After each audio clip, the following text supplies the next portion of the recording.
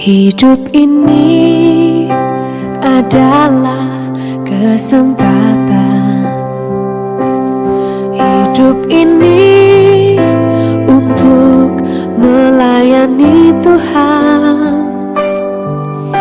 Jangan sia-siakan. Shalom pemirsa, sebelum mendengarkan firman Tuhan hari ini, kita sama-sama berdoa. Bapa yang baik yang bertahta dalam kerajaan surga, kami mengucap syukur Tuhan buat berkat yang boleh kami rasakan hingga saat ini. Tuhan, pada kesempatan ini kami akan mendengarkan audio Kitab Samuel. Kiranya firman-Mu ini boleh menjadi berkat bagi kami dan nama Tuhan yang dimuliakan. Kiranya Tuhan memberkati kami dalam kehidupan kami. Mohon ampun dosa pelanggaran kami, karena kami berdoa dalam nama Yesus yang menebus kami. Sesudah itu terjadilah yang berikut. Absalom bin Daud mempunyai seorang adik perempuan yang cantik, namanya Tamar, dan Amnon bin Daud jatuh cinta kepadanya. Hati Amnon sangat tergoda, sehingga ia jatuh sakit karena Tamar, saudaranya itu. Sebab anak perempuan itu masih perawan, dan menurut anggapan Amnon, mustahil untuk melakukan sesuatu terhadap dia. Amnon mempunyai seorang sahabat bernama Yonadab, anak Simea, kakak Daud. Yonadab itu seorang yang sangat cerdik. Katanya kepada Amnon, "Hai anak raja, mengapa engkau demikian merana setiap pagi? Tidakkah lebih baik engkau memberitahukannya kepadaku?" Kata Amnon kepadanya, "Aku cinta kepada Tamar, adik perempuan Absalom, saudaraku itu." Lalu berkatalah Yonadab kepadanya, Berbaringlah di tempat tidurmu dan berbuat pura-pura sakit. Apabila ayahmu datang menengok engkau, maka haruslah engkau berkata kepadanya, "Izinkanlah adikku Tamar datang memberi aku makan." Apabila ia menyediakan makanan di depan mataku, sehingga aku dapat melihatnya, maka aku akan memakannya dari tangannya. Sesudah itu berbaringlah Amnon dan berbuat pura-pura sakit. Ketika raja datang menengok dia, berkatalah Amnon kepada raja, "Izinkanlah adikku Tamar datang membuat barang 2 kue di depan mataku, supaya aku memakannya dari tangannya." Lalu Daud menyuruh orang kepada Tamar ke rumahnya dengan pesan, "Pergilah ke rumah Amnon kakakmu, dan sediakanlah makanan baginya." Maka Tamar pergi ke rumah Amnon kakaknya yang sedang berbaring-baring. Lalu anak perempuan itu mengambil adonan, meremasnya dan membuat kue di depan matanya. Kemudian dibakarnya kue itu. Sesudah itu, gadis itu mengambil kuali dan mengeluarkan isinya di depan Amnon. Tetapi ia tidak mau makan.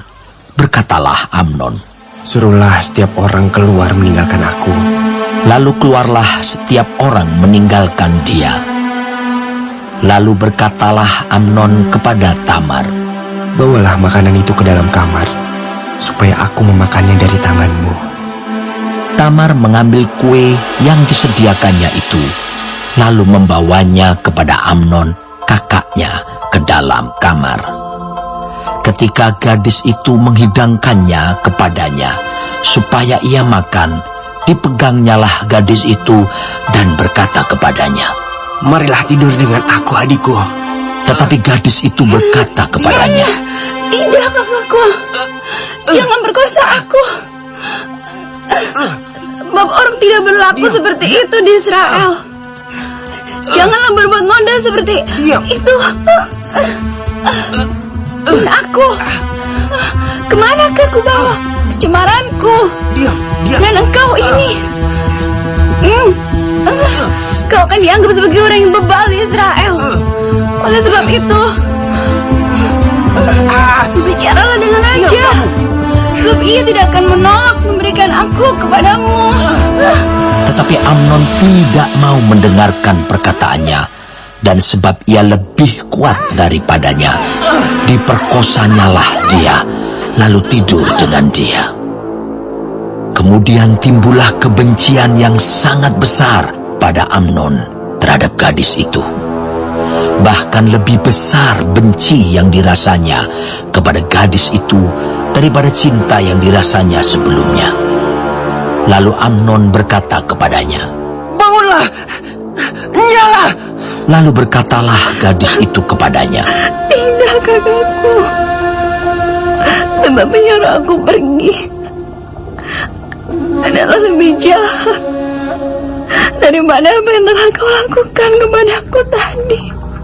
Tetapi Amnon tidak mau mendengarkan dia. Dipanggilnya orang muda yang melayani dia, katanya, Suruhlah perempuan ini pergi daripadaku, dan kuncilah pintu di belakangnya. gadis itu memakai baju kurung yang maha indah, sebab demikianlah putri-putri raja yang masih perawan berpakaikan baju kurung panjang. Kemudian pelayan itu menyuruh dia keluar, lalu mengunci pintu di belakangnya. Lalu Tamar menaruh abu di atas kepalanya, mengoyakkan baju kurung yang maha indah yang dipakainya, meletakkan tangannya di atas kepalanya, dan pergilah ia sambil meratap dengan nyaring. Bertanyalah Absalom kakaknya kepadanya, Apakah Amnon, kakakmu itu, bersetubuh dengan engkau? Maka sekarang adikku, diamlah saja. Bukankah ia kakakmu? Janganlah begitu memikirkan perkara itu. Lalu Tamar tinggal di rumah Absalom kakaknya itu seorang diri. Ketika segala perkara itu didengar Raja Daud, sangat marahlah ia. Dan Absalom tidak berkata-kata dengan Amnon, baik tentang yang jahat maupun tentang yang baik. Tetapi Absalom membenci Amnon, sebab ia telah memperkosa Tamar, adiknya.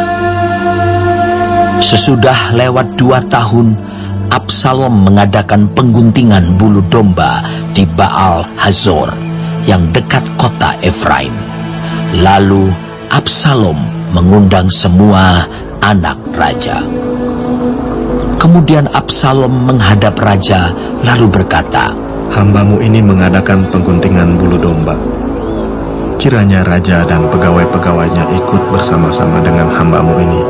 Tetapi raja berkata kepada Absalom, Maaf anakku, jangan kami semua pergi, supaya kami jangan menyusahkan engkau. Lalu Absalom mendesak, tetapi raja tidak mau pergi. Ia hanya memberi restu kepadanya. Kemudian berkatalah Absalom, Kalau tidak, izinkanlah kakakku Amnon pergi beserta kami. tetapi raja menjawabnya, Apa gunanya ia pergi bersama-sama dengan engkau? Tetapi ketika Absalom mendesak, diizinkannyalah Amnon dan semua anak raja pergi beserta dia. Lalu Absalom memerintahkan orang-orangnya demikian, Perhatikan, apabila hati Amnon menjadi gembira karena anggur, dan aku berkata kepadamu, paranglah Amnon, maka haruslah kamu membunuh dia. Jangan takut. Bukankah aku yang memerintahkannya kepadamu? Kuatkanlah hatimu, dan tunjukkanlah dirimu sebagai orang yang gagah perkasa. orang-orang Absalom memperlakukan Amnon seperti yang diperintahkan Absalom. Lalu bangunlah semua anak raja itu. Mereka menaiki bagalnya masing-masing dan melarikan diri.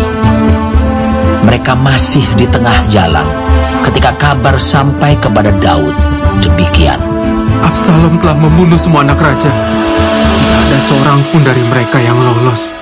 Lalu bangunlah raja, dikoyakkannya pakaiannya, dan berbaring di lantai. Dan semua pegawainya yang hadir padanya mengoyakkan pakaian mereka. Maka berbicaralah Yonadab, anak Simea, kakak Daud, katanya, Janganlah tuanku menyangka bahwa semua orang muda anak-anak raja itu telah dibunuh. Hanya Amnon yang mati. Sebab hal itu telah terlihat pada air muka Absalom sejak Amnon memperkosa Tamar adiknya. Jadi, janganlah tuanku raja menaruh pikiran dalam hatinya bahwa semua anak raja itu sudah mati. Sebab hanya Amnon yang mati. Absalom melarikan diri. Ketika orang yang berjaga-jaga melayangkan pandangnya, maka terlihatlah olehnya sejumlah besar orang datang dari jurusan Horonaim sepanjang sisi pegunungan. Berkatalah Yonadab kepada raja, Lihat, anak-anak raja datang. Benar seperti kata hambamu ini. Baru saja ia habis berkata, datanglah anak-anak raja itu. Mereka menangis dengan suara nyaring. Juga raja dan semua pegawainya menangis dengan amat keras. Absalom telah melarikan diri dan telah pergi kepada Talmai bin Amihur, raja negeri Gesur. Dan Daud berduka cita berhari-hari lamanya karena anaknya itu. Absalom telah melarikan diri dan telah pergi ke Gesur. Ia tinggal di sana 3 tahun lamanya. Lalu raja tidak lagi marah terhadap Absalom, sebab kesedihan hatinya karena kematian Amnon telah surut. Baik, sebelum mengakhiri firman Tuhan hari ini, kita sama-sama berdoa. Bapa kami yang di surga, dikuduskanlah namamu. Datanglah kerajaanmu. Jadilah kehendakmu di bumi seperti di sorga. Berikanlah kami pada hari ini makanan kami yang secukupnya, dan ampunilah kami akan kesalahan kami, seperti kami juga mengampuni orang yang bersalah kepada kami. Dan janganlah membawa kami ke dalam pencobaan, tetapi lepaskanlah kami daripada yang jahat, karena Engkaulah yang empunya kerajaan dan kuasa dan kemuliaan sampai selama-lamanya. Amin. Terima kasih pemirsa telah mendengarkan firman Tuhan hari ini. Sampai ketemu besok hari.